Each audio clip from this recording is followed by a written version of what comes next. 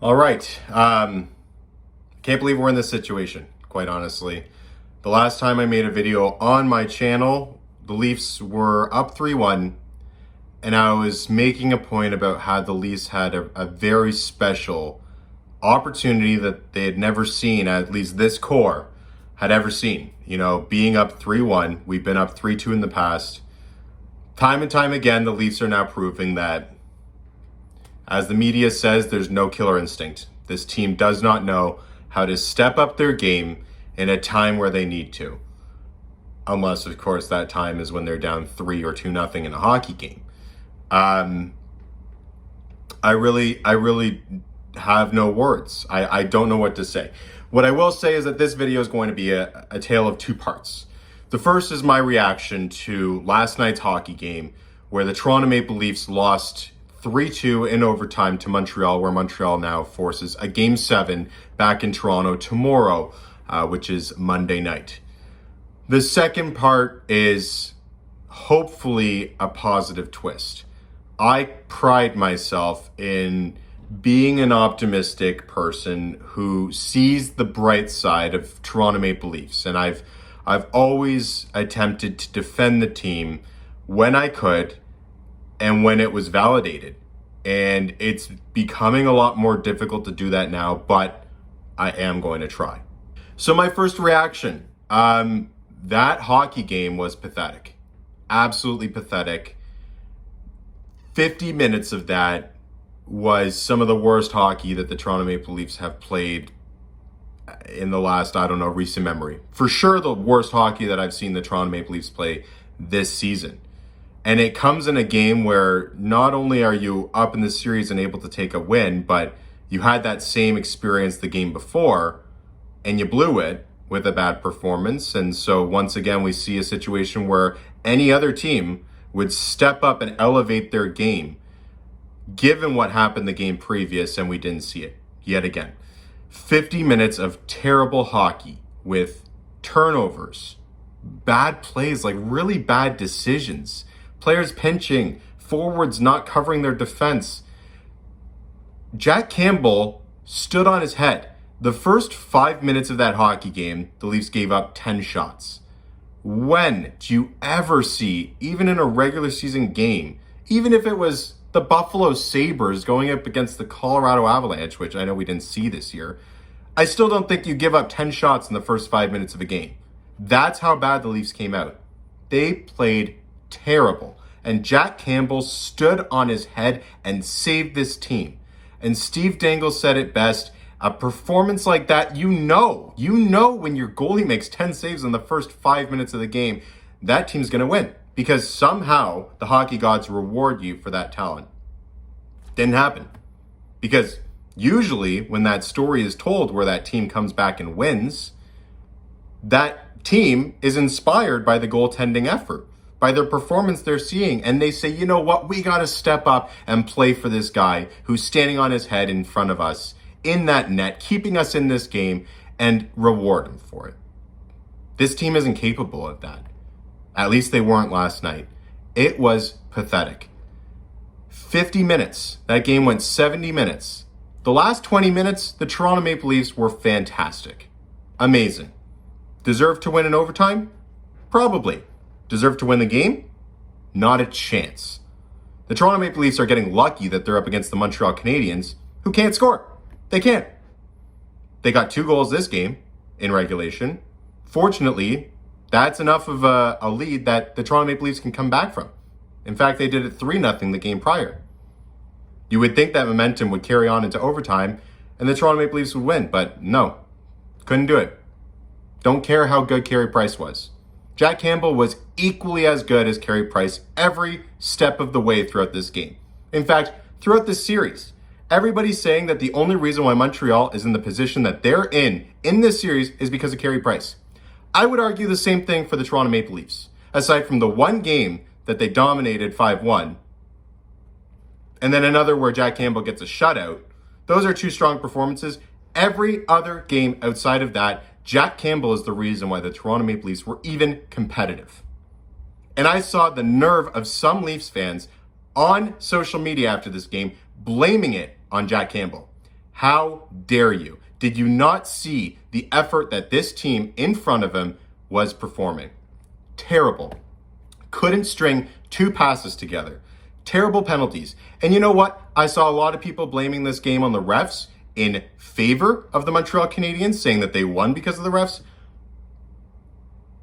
No. The Leafs got lucky. The Leafs got lucky with tripping calls. The Leafs got lucky with hooking calls. The Leafs got lucky with numerous too many men on the ice calls. The Leafs got lucky. I saw people complaining about that goaltender interference. That was not goaltender interference. Jack Campbell slid out of his net. If he gets up and tries to get back in his net and he can't, goalie interference. He doesn't try. He doesn't try. And he doesn't get touched by anybody. So, not goalie interference. Mitch Marner takes a bad penalty. William Nylander take a bad penalty. It's a 2-0 hockey game. I'm not even disappointed in our big guys. Of course I'm disappointed. But who I'm most disappointed in, Wayne Simmonds, Joe Thornton, Ilya Mikheyev, the guys deep in the lineup who you don't even expect to score you the goals. Yeah, you expect Austin Matthews, Mitch Marner to score you goals, and they're not. But they're performing in other areas while they can't score. Austin Matthews is leading this team in hits, or at least one of them. Mitch Marner has been a defensive specialist, a reason why the penalty kill has been so good. At least they're doing that. Wayne Simmonds, what did we get him for? Was it to score goals? Absolutely not. Who looked at that signing and said, oh, Wayne Simmonds, now we're an offensive threat? Everybody looked at that because Wayne Simmonds was all of a sudden a presence in the playoffs that we didn't have before. Where is he? Where is he? I expected him to be doing what Brad Marchand does every single whistle. You get in people's kitchen, you screw them up, you push them around after a whistle. Haven't seen any of it. I expect that every single whistle. Anytime someone touches a puck and Wayne Simmonds is nearby, I expect a body check. Take them in. Hasn't happened. Joe Thornton, I don't expect you to even skate well. I don't expect you to have any performance in this game except for use your body, use your talent as someone that can control a puck and not turn it over. Where is it? Ilya Mikheyev has been invisible. Where is he? He doesn't do anything. Sure, he's supposed to be a defensive player. I haven't seen it. He's supposed to be the fastest player on this team. I have not seen that either. I do not like Pierre Engvall, but I respect the hell out of him because he's shown up this playoffs. I do not think he should have been in this lineup, yet he's outperforming half the team. Alex Kerfoot has been fantastic, or at least he was in that game. And the scores, yeah, they need a score. It's not good enough to have TJ Brody and Jason Spezza. Jason Spezza, a guy on a league minimum deal who has threatened the rest of the league saying, I will retire if I don't play for this team. He's 37 years old, he's on the 4th line, and he's the only one that looks like he cares. The only one. Why? He literally said, I will not play for anyone other than this franchise. He cares. Where is that from the rest of this team? Half this team seems to be from Toronto or in the GTA, and none of them seem to care. That first 50 minutes of that hockey game, nobody cared at all to wear that jersey, to wear that crest, except for Jason Spezza, Jack Campbell, Alex Kerfoot, and in the last 10 minutes of the game, suddenly people start caring. It's not good enough. And what I'm disappointed as much as anything is after the game, in the interviews, we're not getting the answers we want. Well, there is no answer, because if we had an answer, it would surely be from the countless times that we've seen this in the past. There's no answer. But to hear, oh, we played well in overtime, we're doing good things, it's just not going in the net. That is bullshit. Completely. You did not deserve to win that game at any point. Overtime. Shouldn't have been there. Shouldn't have been in overtime.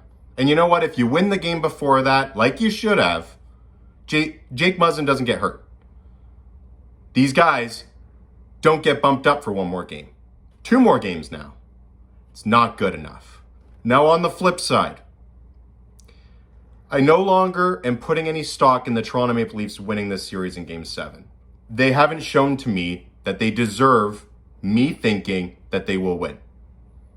But they can, and they should. And I don't have any reason to believe that Montreal will win either, other than the fact that this team is notorious at choking. But the Leafs are the better team. It's one game. Winner goes on. The better team should win that.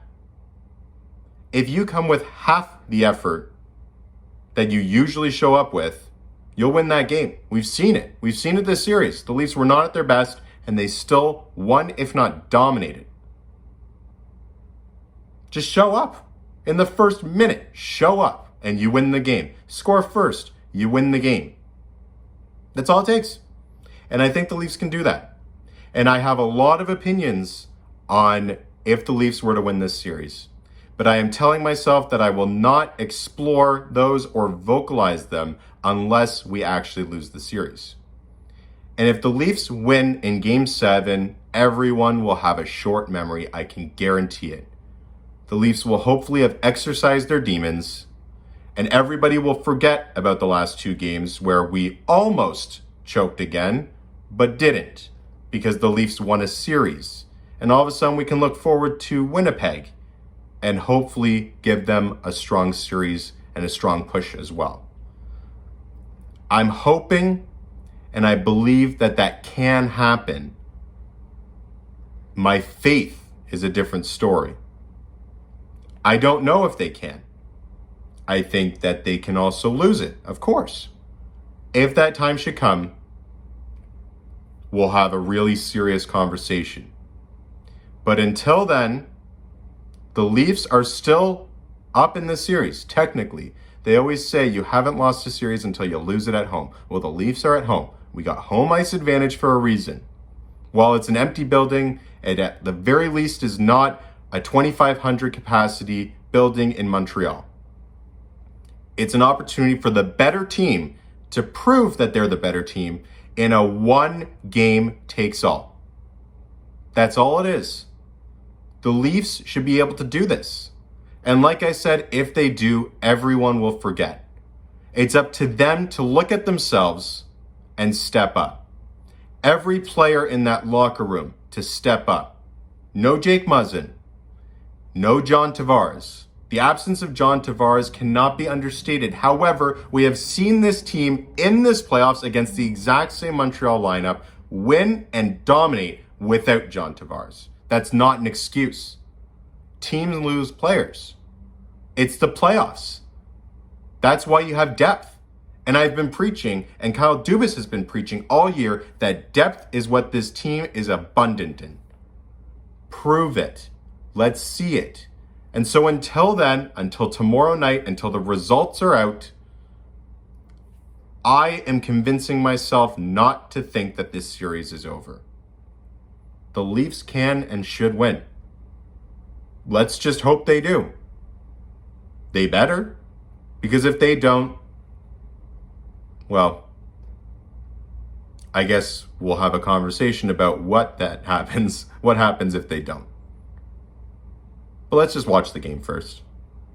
Everybody on social media acting like this series is over. Yeah, it's going to Game 7. It should not have gone to Game 7. It's not over. Toronto's still the better team. Prove it.